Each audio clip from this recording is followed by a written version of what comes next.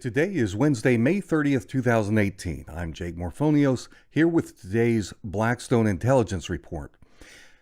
About a week ago, back on May 23rd, former CIA operative and anti-Trump candidate for president, a guy named Evan McMullin, he posted this on his Twitter account, quote, "There is no deep state, only laws and those who uphold them." Now, considering that Evan McMullin is a key member of the deep state, his words are about as genuine as if John Podesta were to tweet out that there is no such thing as elite pedophile rings. Well, there most certainly is a deep state. And over this three-part series that I'm going to present to you, I'll help you see exactly how the deep state works. In this first episode, I'll give you a general overview of the deep state, and I'm going to play a secretly recorded conversation between Secretary of State John Kerry and a group of Syrians who were part of the CIA operation against the Syrian government.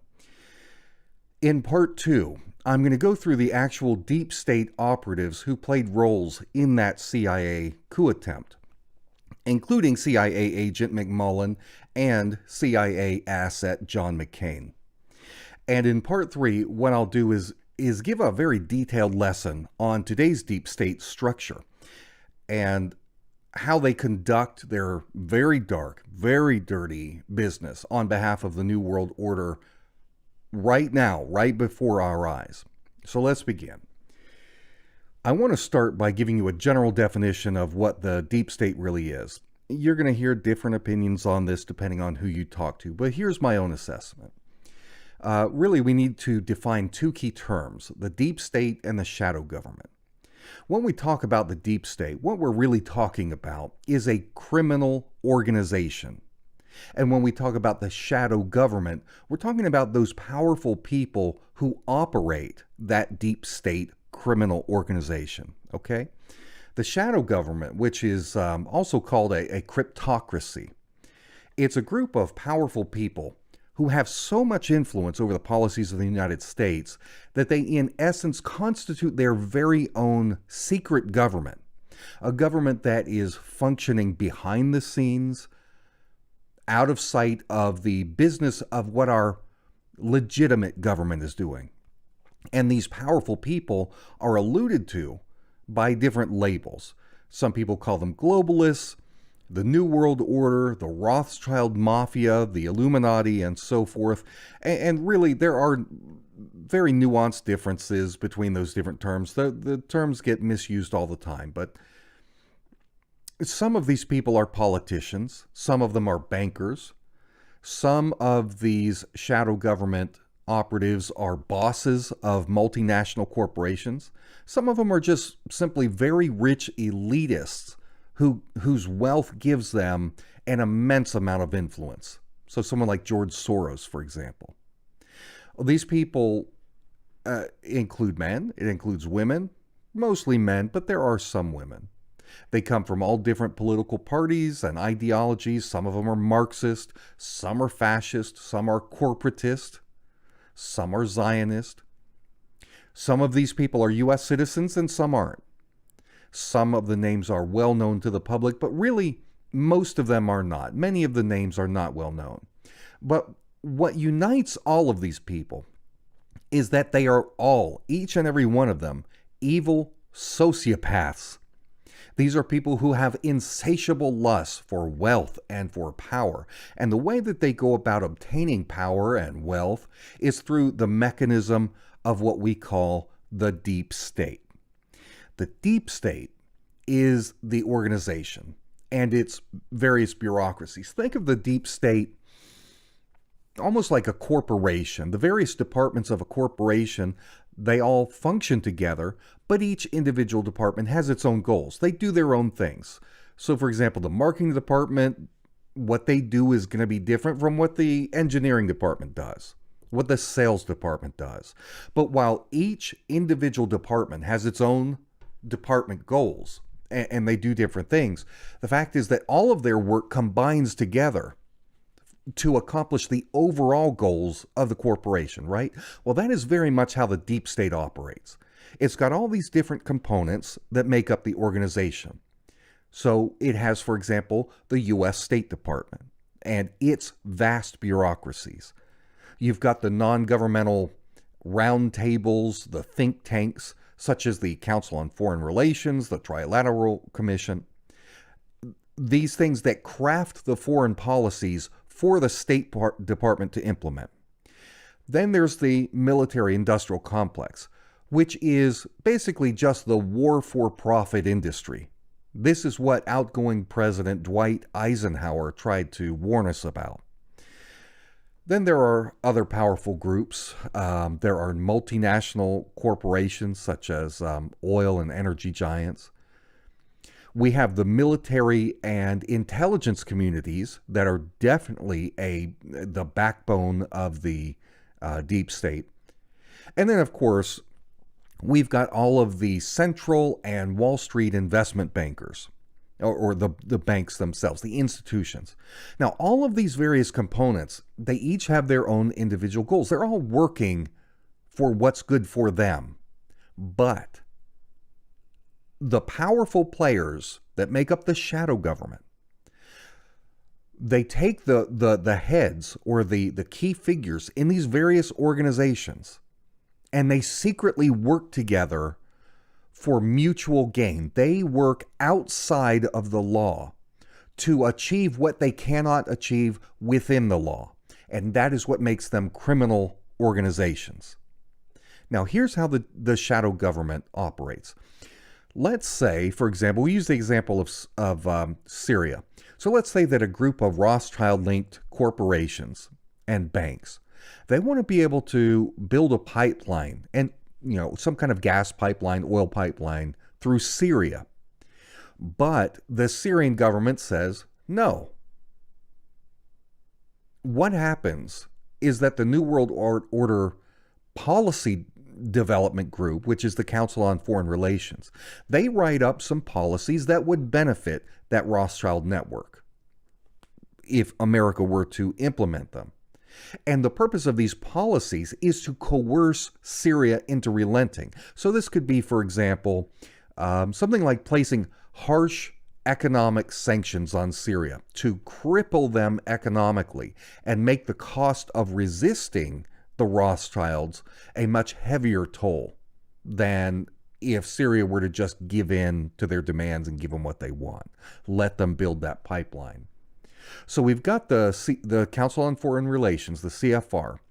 They write the policies, and those policies are then adopted by the U.S. State Department. The CFR is not a government agency, but it is so intertwined that it's almost inseparable. In fact, many, hundreds and hundreds of CFR members are in key positions in the State Department.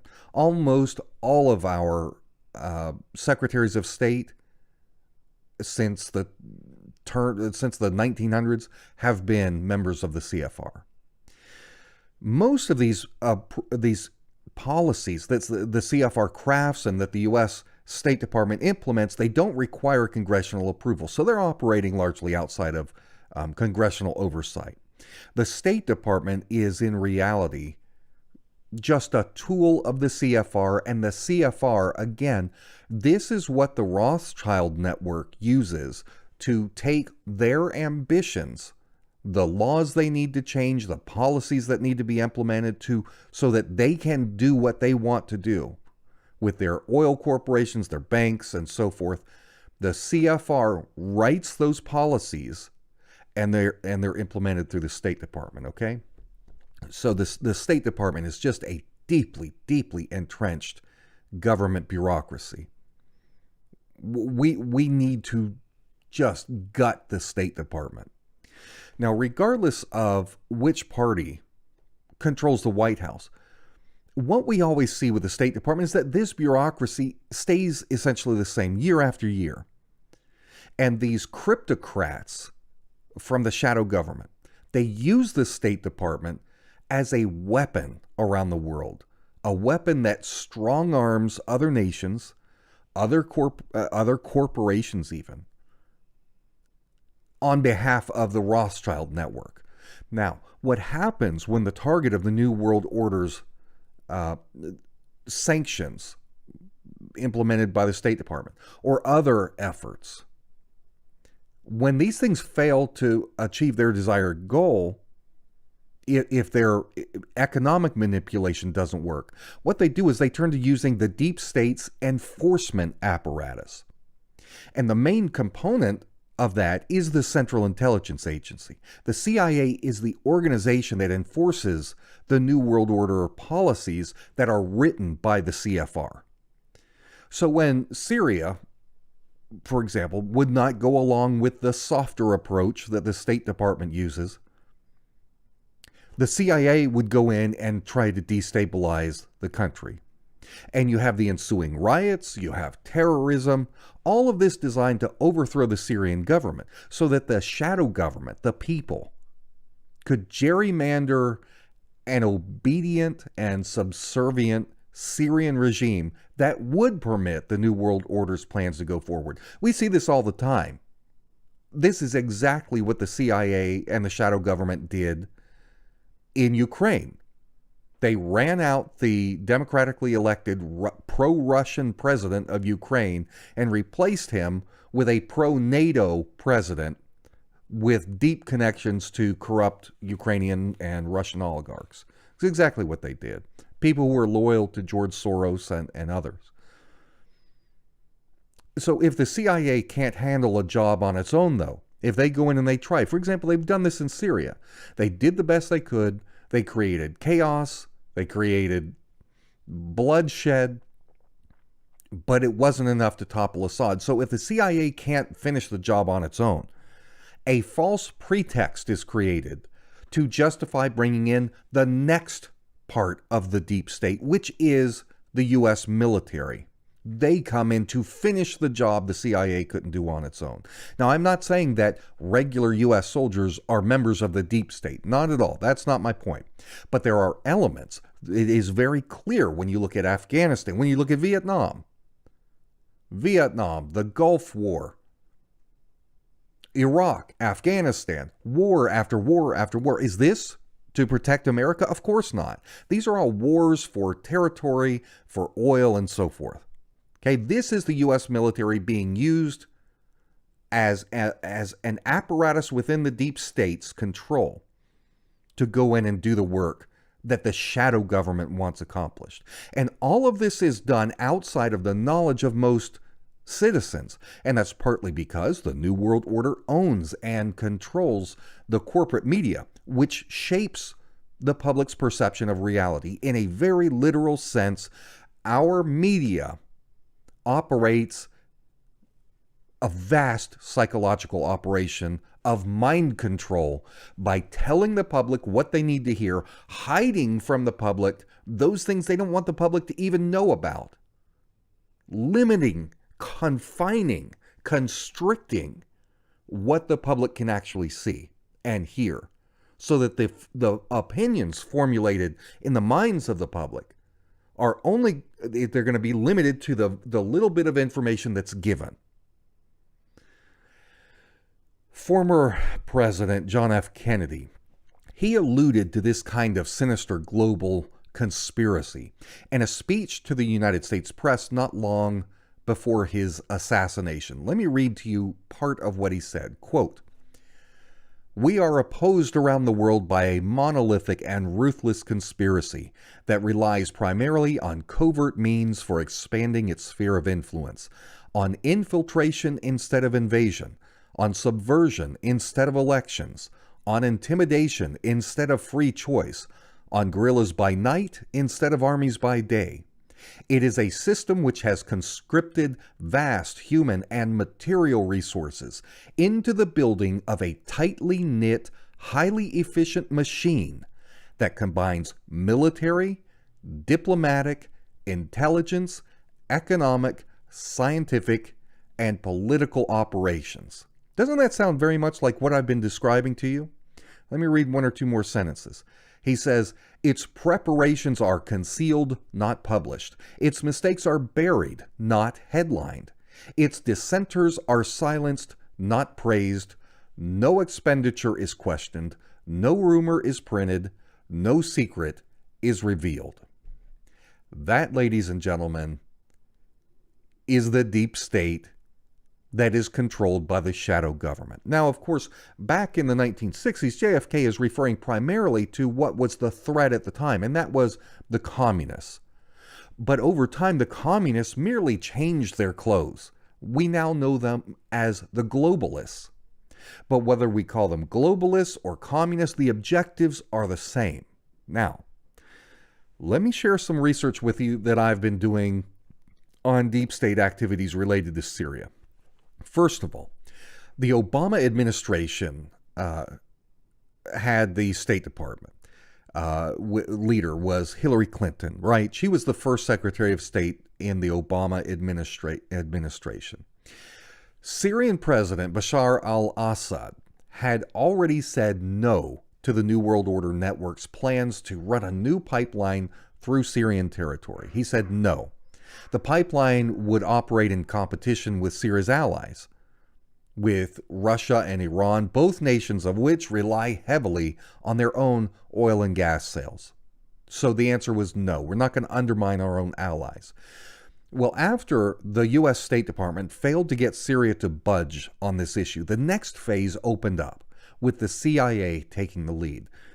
So we've got the United States deep state coordinated with other factions that had their own vested interests in the downfall of Syria. And those factions outside of the United States included the Israelis.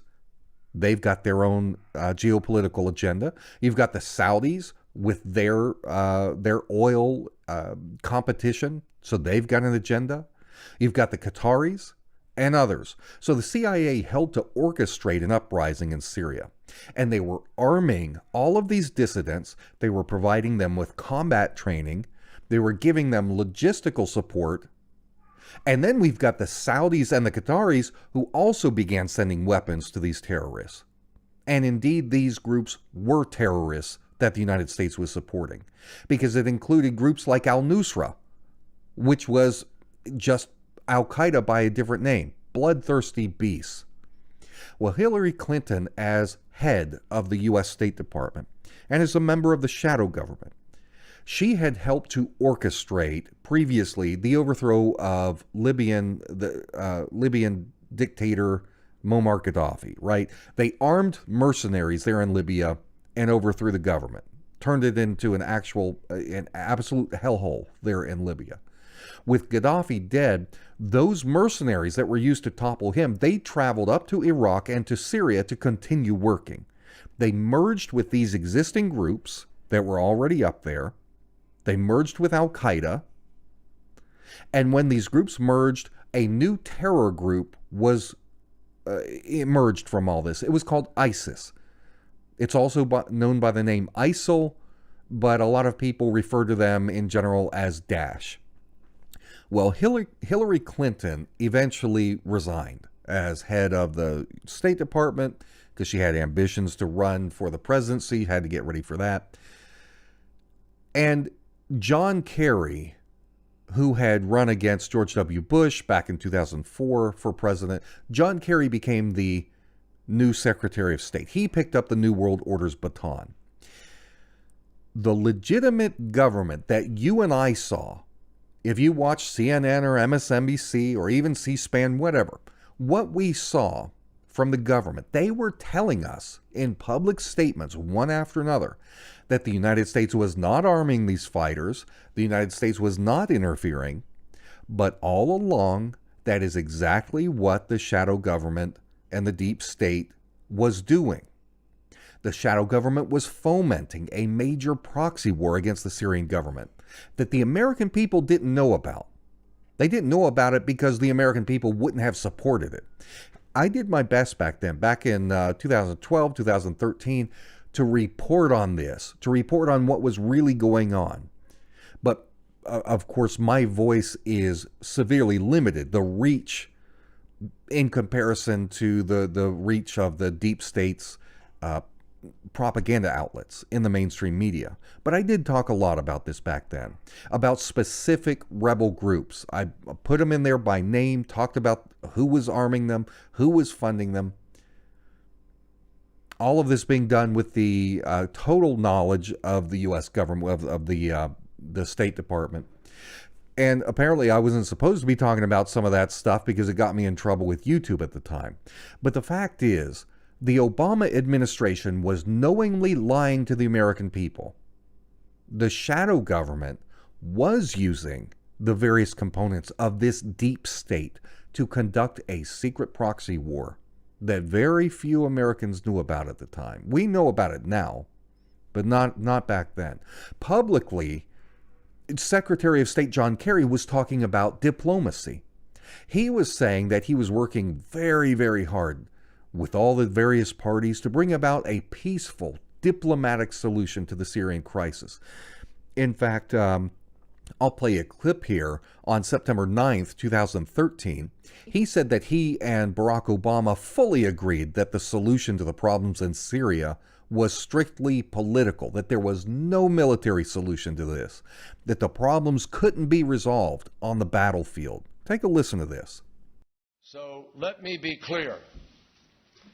The United States of America, President Obama, myself, others, are in full agreement that the end of the conflict in Syria requires a political solution. There is no military solution, and we have no illusions about that. A resolution will not be found on the battlefield, but at that negotiating table, but we have to get to that table. But in secret, John Kerry was quite a different story. He was pushing very hard as he could, not just to arm these proxies, but to have a full-scale war using U.S. ground troops as an invasion force to topple the Syrian government. That is what John Kerry was pushing for. You see, this is how the deep state operates. There is what the government tells us publicly, what most people in America and around the world hear from our government, what they think we're doing. And then there is what the shadow government is doing in secret, without the approval, without the knowledge of the American people, and largely without the approval or knowledge of the U.S. Congress. Now, Kerry said that in September 2013. In that same month, he had a secret meeting at the United Nations with a group of Syrian dissidents. And this included representatives of the White Helmets, notorious group there in Syria, affiliated with Al-Qaeda. The meeting was supposed to be strictly off the record. Kerry thought he just had a bunch of allies in there with him, but somebody in that room secretly recorded the conversation and they leaked it. So let me tell you what you're going to hear, because the audio is not super good. You're going to have to listen close. So let me tell you what to listen for. We've got John Kerry whining about how the American people don't want another war, and that has made it very hard for him because he's been working behind the scenes to start a U.S. ground invasion in Syria that the American people wouldn't go for. He whines about how the U.S. Congress was also unwilling to go along with a war against the Syrian government. And so, Kerry talks about how the United States and its Gulf state allies like Saudi Arabia and Qatar, how they had been pouring massive amounts of weapons into the waiting hands of opposition forces, including al-Nusra, which, like I said, is a branch of Al-Qaeda. He says that these opposition forces managed to team up with ISIS, which is also known, like I said, as ISIL or Daesh. That's what he calls it in this clip. He says that he and his allies watched the strength of ISIS grow, which of course was a result of this assistance. We're arming the rebels, arming these groups, these opposition groups, who then ally with ISIS and are transferring all of these weapons into the hands of ISIS. So maybe we're not giving the weapons directly to ISIS, but we're giving them to the people that are turning around and handing it to ISIS. Well, in this video, in this audio, Kerry acknowledges that they know this is going on. He says that they were watching the growth of ISIS. They were watching it with the hope that ISIS would be able to either overthrow Assad or beat him so bad that he would have to essentially relent and give in to the demands of the West, which would be essentially to step down. And because ISIS was becoming so powerful, Kerry says that's why Russia came in. They came in to keep ISIS from toppling the Assad regime. And now that's also why, and he alludes to this as well, that's why Hezbollah from Lebanon came in. That's why Iran came in to help prop up the Syrian government at their request. And he says, he tells this group that Hezbollah is not a threat to America, that they're not attacking America. He says that Hezbollah is normally an enemy of Israel, but that Hezbollah was not trying to fight Israel. And regardless of these facts, regardless that Hezbollah was not attacking Israel, not attacking America, Kerry said we are still arming these proxies inside Syria to kill Hezbollah and Iranian fighters who were battling to defeat ISIS. This leaked audio was incredible, but the mainstream media barely mentioned it. Just like John F. Kennedy said, doesn't get reported, it gets suppressed. It largely went unnoticed by the public at the time. So listen to this clip. It's pretty difficult right now to get Americans to say we're going to send Americans to invade another country and have a war with Sunni and Shia and extremists and everybody. I mean, you know, it's more complicated than you think. I've argued for use of force. I stood up, I'm the guy who stood up and announced we're going to attack Assad because of the weapons. And then, you know, things evolved into a different process. But the bottom line is that the Congress refused even to vote to allow that. Congress will not authorize our use of force. Congress will not pass that. And so we're trying to help the best way we can. You know, we can always throw a lot of weapons in. The armed groups in Syria get a lot of support, not just from the United States, but from other partners. And we've never said that Qatar, Russia, Qatar, Turkey, Saudi Arabia, huge amount of weapons coming in, huge amount of money. But pumping weapons in causes someone else to pump more weapons in. Hezbollah is exclusively focused on Israel, whom they're not attacking now, and on Syria, where they are attacking in support of Assad.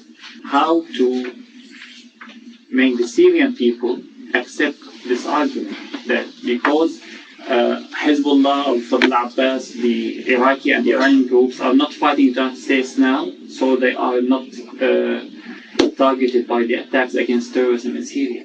They kill Syrians. They are targeted by the opposition. We are arming. So, and training. I mean, the reason Russia came in is because ISIL was getting stronger. Daesh was threatening the possibility of going to Damascus and so forth. And that's why Russia came in, because they didn't want a Daesh government. And they supported Assad. And we know that this was growing. We were watching. We saw that Daesh was growing in strength. And we thought Assad was threatened.